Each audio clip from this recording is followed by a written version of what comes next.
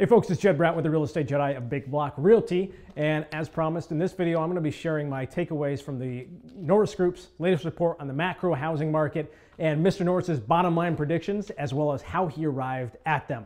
Now, of course, full disclosure, I do not represent the Norris Group in any way, shape, or form, and what I share here is simply my interpretation of what he said along with my perspective. So take this for what you will, as additional data from which to draw your own conclusions, and know that I am not a financial advisor, and I'm not advising any action or inaction on anything discussed here without first conducting your own research and consulting with your trusted financial advisor.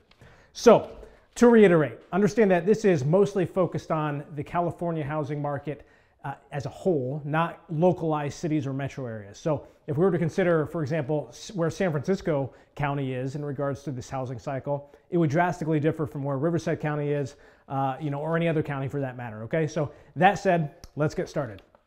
Now those of you who have seen Bruce deliver these reports in the past knows that, he doesn't simply blurt out what he thinks and then say, take it or leave it, that's what I think is going to happen. No, what he really does is he goes through his reasoning chapter by chapter, chart by chart, and explains his methodical reasoning behind pretty much everything. Now, I'm not Bruce Norris, and we don't have the time for the entire 8 or 9 hour presentation like he did in this video. So what I'm just going to be doing is sharing some key points he discussed and some points I personally thought were interesting or worth mentioning. And we're just going to go through that, all right? So to set the tone, it's important to understand the context and frame of mind needed when looking at this data, okay? So for starters, when we think about how an appraiser appraises a property, for example, his or her goal is ultimately to determine the market value of property, right? And in real estate, the definition of market value, Bruce always starts with this, is the most probable price which a property should bring in a competitive and open market under all conditions requisite to a fair sale, the buyer and seller each acting prudently, knowledgeably, and assuming the price is not affected by undue stimulus. Okay, now in property appraisal, this definition primarily is referring to transactional stimulus. So for example, whether the seller is desperate to sell because he's in foreclosure, so he gives a discount or carries a note to help finance the purchase. Now these would be examples of transactional stimulus. So that's a relatively micro level. There might be various scenarios of positive or negative stimulation for either buyer or seller in any particular localized transaction at any point in the housing cycle, right? So that's not so much what we're focusing on here. Now, on the other hand, we have systemic stimulus, which entails influencers such as artificially low interest rates, as positive stimulus, while extremely strict lending policies, on the other hand, would be a reverse or negative stimulus. And when we look at the real estate market from a macro level, we can see that at any given time, there are influencers working in favor of the housing market, positive stimulus, and factors working against the housing market, in other words, reverse stimulus. And there are trends that might be more typical and accepted, while others are more myopically, maybe stimulating in the short term, but detrimental in the long run. For example, subprime lending. So as we would go through each one of these general topics of potential influences, Bruce would essentially be noting whether he thought the factors in each category were primarily positive or reverse stimulus leading up until now through 2018. And and then why he thought they were likely either to continue or reverse trend in the next few years. So let's get started on going through some of these points. And first off, let's look at affordability.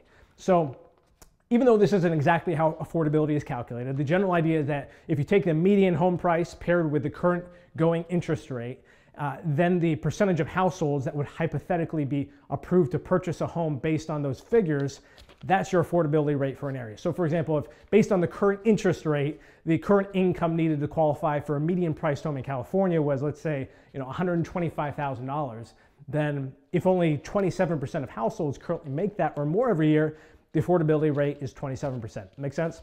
So for the past several housing cycles, the California housing cycle didn't even peak until affordability reached a low level of 17%. Now in 2006, he always points out that this was much lower due to undue stimulus. Everybody knows that the market was way overvalued, even on historical standards, because of subprime lending. And nonetheless, 17% has nearly always been reached before housing prices would reverse course. So whether it got lower than that or not, 17%, with the exception of 2006, was kind of the turnaround point. Now, as of third quarter 2018, California was sitting at around 27% affordability. Now, the following points we'll go over will point to signals that the typical 17% low might not actually be reached this housing cycle. But we'll see as we go through these, and you can make up your decision, your mind on your own. Now, overall on affordability, Bruce gave this category an importance of 5 out of 5 in relation to the direction of the housing market. At the end of each one of these categories, he would typically rate his importance or the factor of relevancy he thought each category had on the influence it had on the housing market. So at the end of 2018, he gave this a 5 out of 5.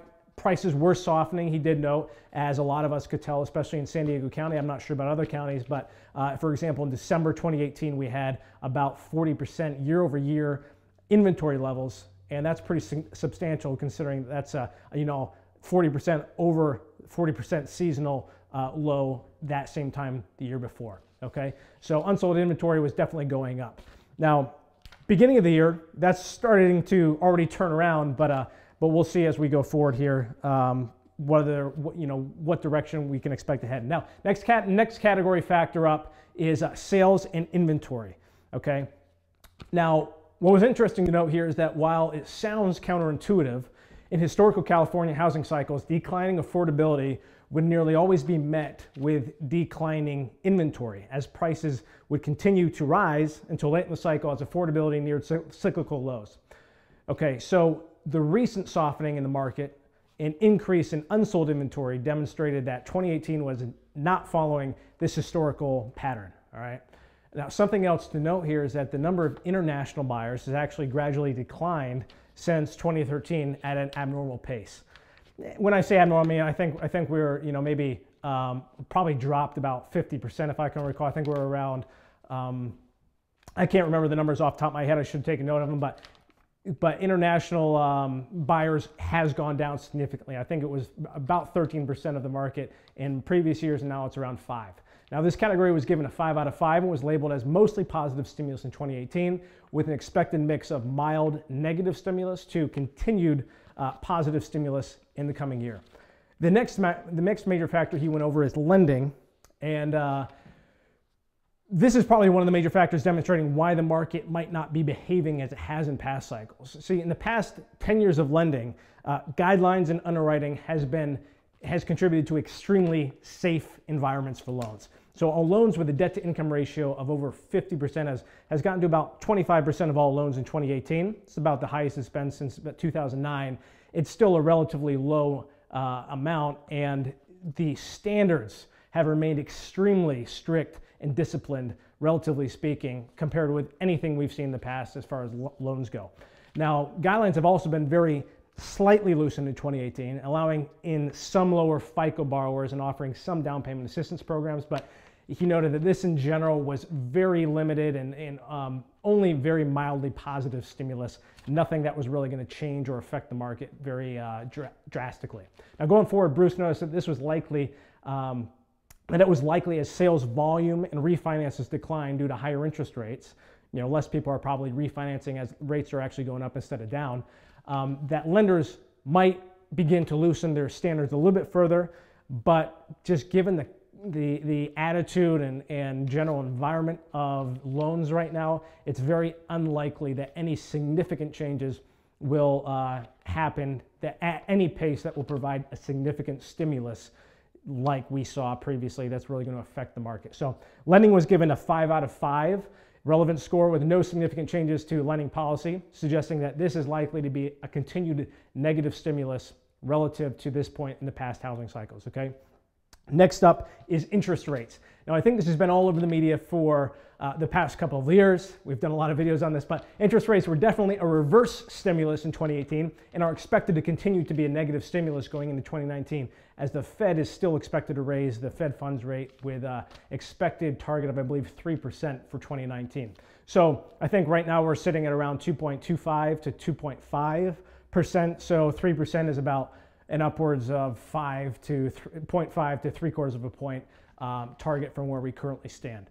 So this is important because historically speaking, the Fed has dropped interest rates around 3 to 4% nearly every recession, actually every recession, to balance things out and minimize the downside. So if the economy is slowing down, they want to drop rates to make sure that we don't put the brakes on too fast. So it's important to realize that as the Fed continues to bring rates higher, that's important so that they actually have something to back down from during the next recession, whenever that might be.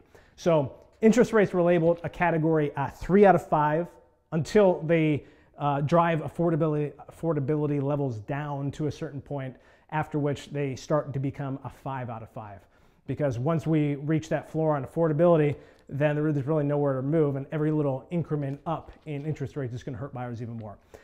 Next, he talked about employment. Now,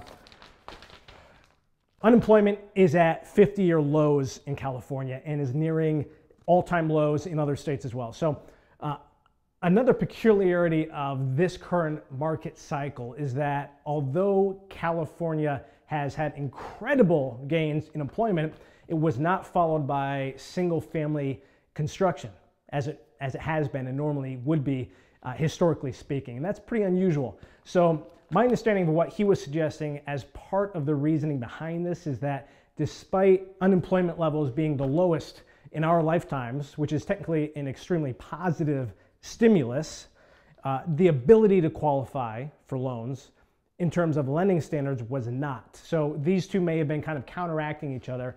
And this category was given a 5 out of 5 as a positive stimulus in 2018, with an expectation of it gradually becoming a negative stimulus category during the next recession when unemployment levels rise.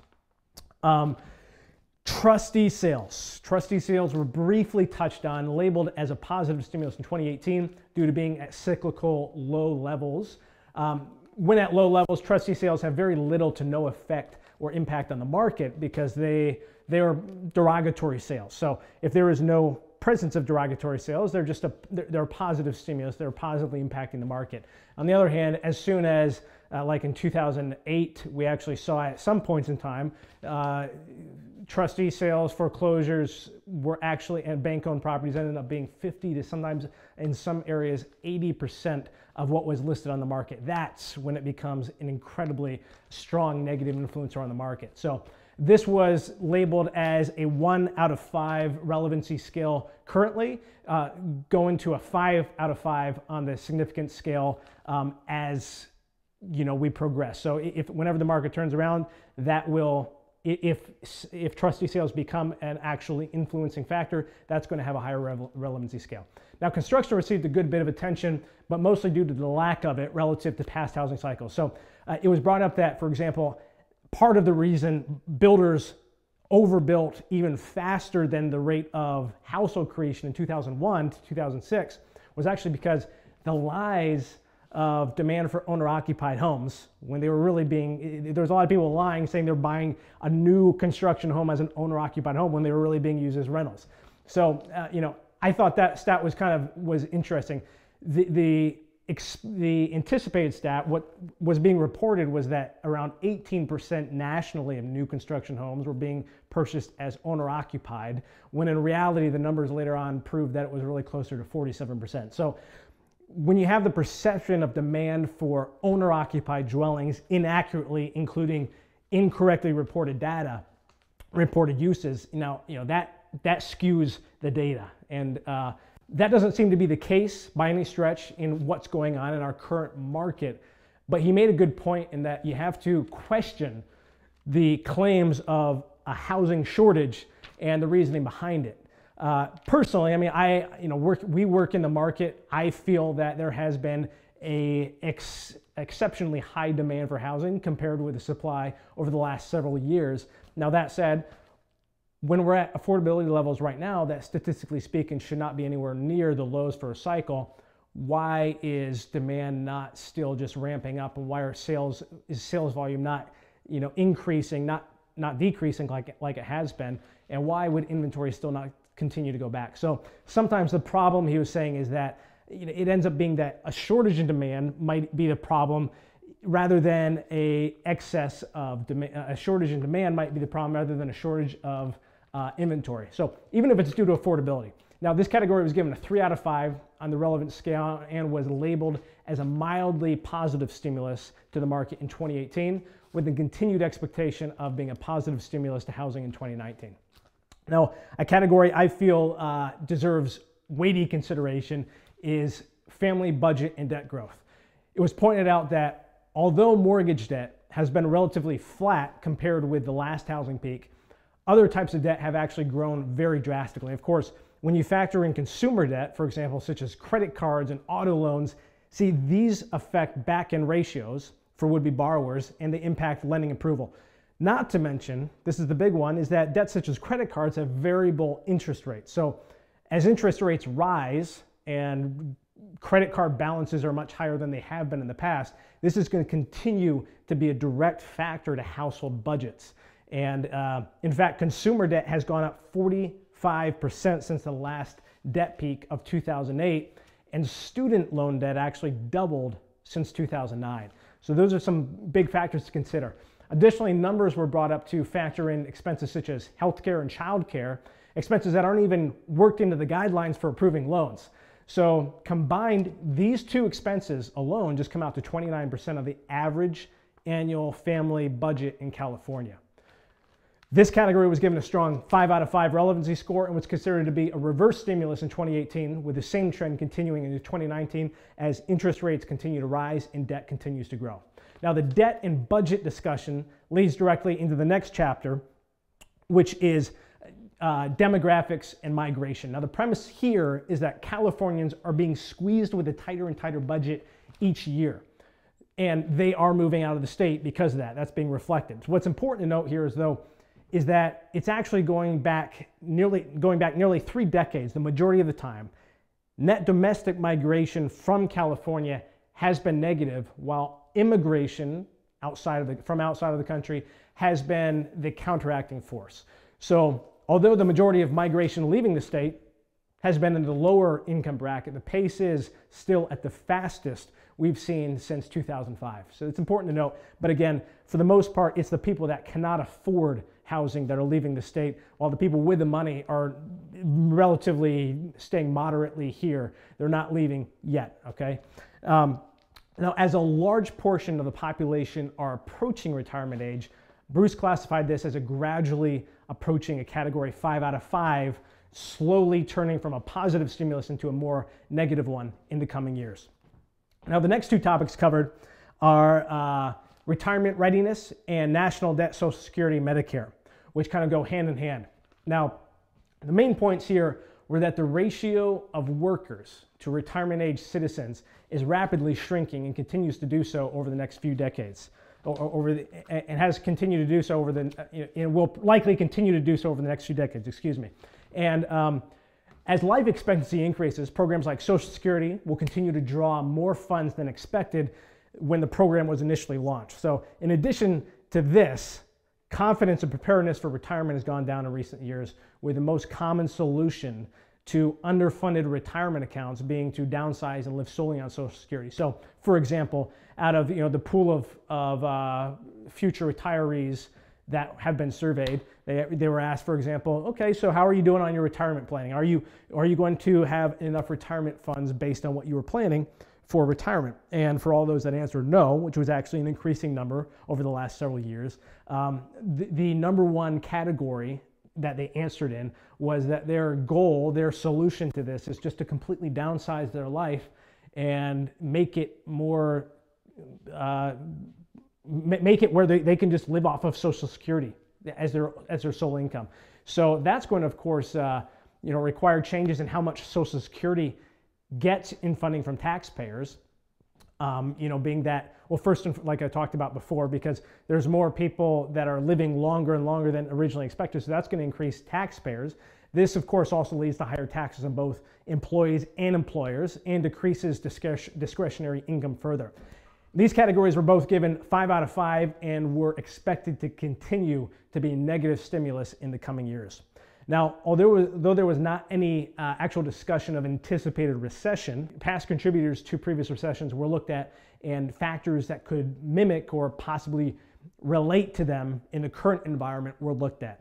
So something I've known and I've been hearing a lot of, and you've probably heard talk of as well, for example, is the high levels of corporate debt. So I've understood that there is a good amount of corporate debt out there right now that's considered other than prime, so subprime to some extent. But what was a surprising statistic to me was that I was unaware of is that currently nearly 80%, I believe the number is actually 78% of all corporate debt loans in the US are covenant light loans. And what these essentially are the corporate world's version of subprime loans, kind of like we had in 2008 for the residential sector. So for perspective, only 2% of bonds, corporate bonds in 2009, were considered to be covenant light loans. Additionally, student loan default rates are up significantly, and subprime auto debt defaults are higher than they were in the peak of 2009. So as we're approaching another election year as well, Bruce suggested that he feels that 2020 has the potential makings of a very volatile year. Finally, to get to the bottom line of his predictions, firstly, he thinks California will touch the $600,000 median price point again in 2019, but he expects a price regression from there. So that would put the California median price at about 224% of the national median price, and a price point of approximately 8 times the current median income. So after reaching the $600,000 peak, he said he expects the gap to gradually narrow and close between California median prices and the US median home price until the California median reaches approximately a spread of around 170% of the national median. So if we're in like 220s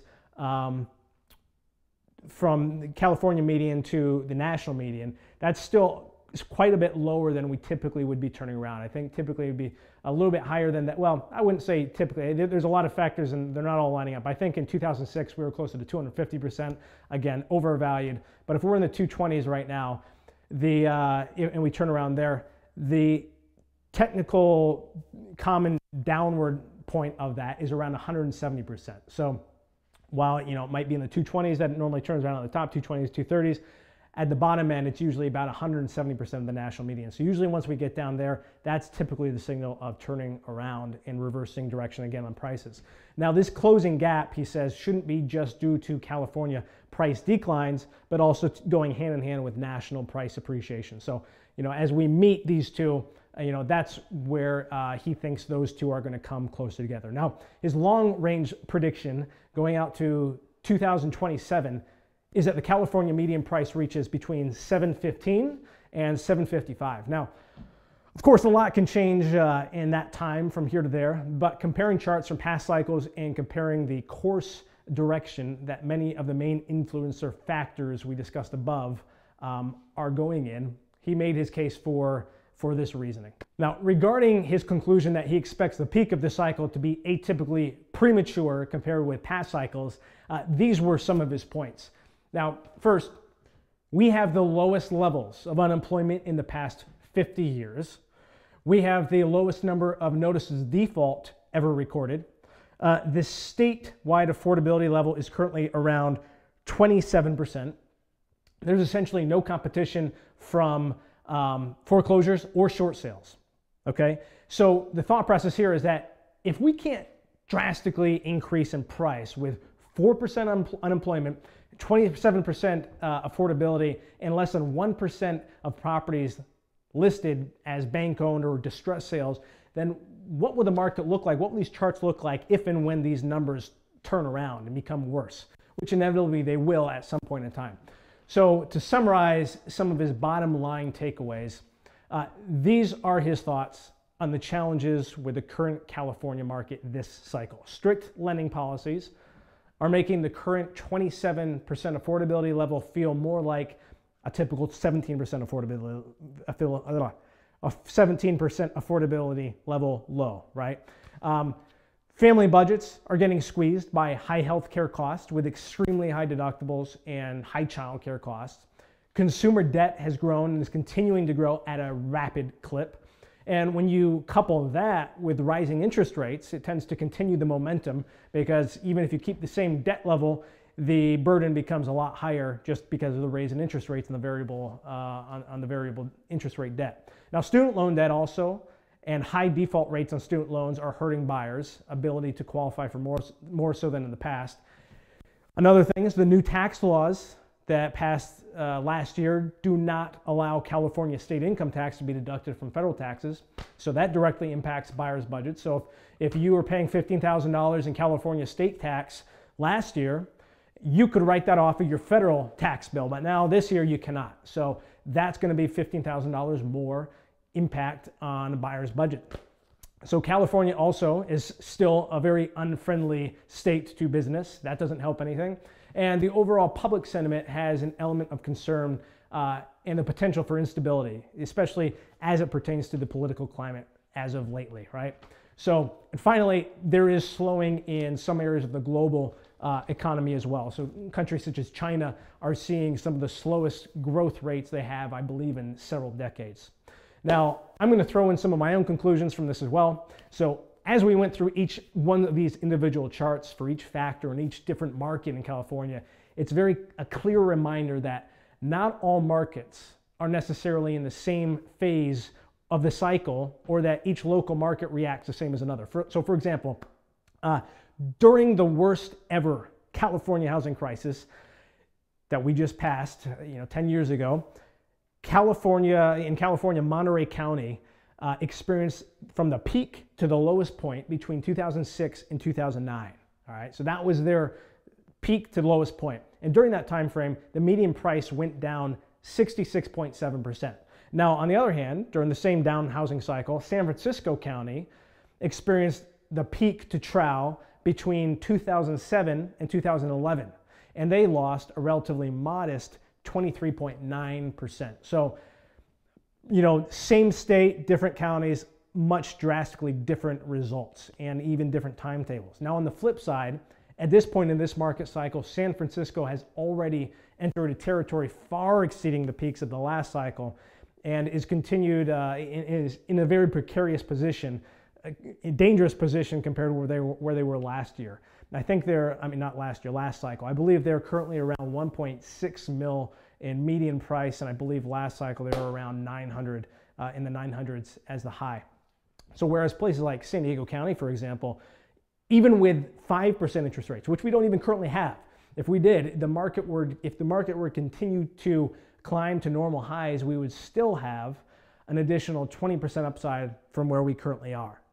And even at 6% interest rates, we'd have a 7.5% upside. So, that said, the point of the whole report was that we might not see those same highs as in past cycles, but nonetheless, each individual localized market has varying factors and may be more susceptible to the influencing factors, to the factors that are going to influence things than others. So, some final key takeaways. Question what people tell you and what you assume. You can't look at pieces of information independently. Most of them are very dependent on other pieces of information. So let me share real quick what I would say for buyers and sellers in this market going into 2019. For would-be buyers, I'd say this, and it's not much different than most conversations we have with our clients, our buyer clients from the get-go anyway, and which is, why are you buying? If it's because you think you're going to own for 2 years and you're going to make a killing and then sell, then this probably is not for you. This market right now is probably not for you. Now, if you have the realistic expectation of job security in the area for the foreseeable future, and you plan on living here for at least 5 or more years to come, then I would say let's talk, and we can help you run numbers and make comparisons based on local numbers and factors and determine whether buying is going to be a wise choice for you now or not. And now, whether you're buying for lifestyle purposes or to simply avoid renting and you plan on being here for years to come, it's all about buying for value, right? Essentially understand that in down periods of the market cycle, properties are going to be looked at with much higher scrutiny by other buyers. So anything that is flawed or in less than a desirable feature, such as a dirt road, a funky unpermitted addition, or a home next to the train tracks, these are all things that are going to be scrutinized much more strictly by potential buyers. So in other words, it's much more important to be buying properties that hold their value, they hold their own very well, and would still be a desirable product, even when other options are available.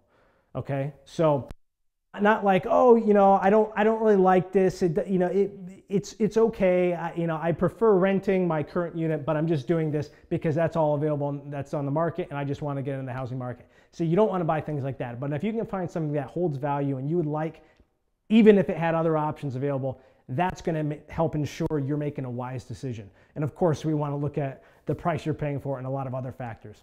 So, it's more important than ever at this point in the market to make a wise decision and really be very careful and decisive on the reasons you're doing things. Now, for current property owners, do this. I would say look closely at your current situation and determine sooner rather than later for yourself this year whether you will be in a position to hold on to your property or properties for several years to come, whether they will hold, whether they're going to cash flow if you're to hold on to them, if you need to rent them out, or whether you already anticipate maybe even needing to sell in the next couple of years. Because if that's the case, then you want to start considering selling. Now, if it's not certain that you're going to continue to reside in your house or stay in the area, and especially if the property doesn't have that spread based on local rents to cash flow, we can help you determine that if you rent it, then now is going to be the time to begin making those important decisions before the end of this year or before we progress too much into 2019. Now, if you're an investor and you own rentals, I'd take a look at your numbers and decide whether you're comfortable with the cash flow you're getting, or if you'd prefer to 1031 or exchange your equity into another property or maybe into another market even. And ultimately, folks, look, now is the time to be thinking a bit more critically, to take a look at your plans for the next few years and be making decisions throughout this year. And if you are looking for a no fluff real estate professional in Southern California, and not just promised but delivered results, then reach out to us here at the Real Estate Jedi. As always, thanks for watching. I'll see you in the next video.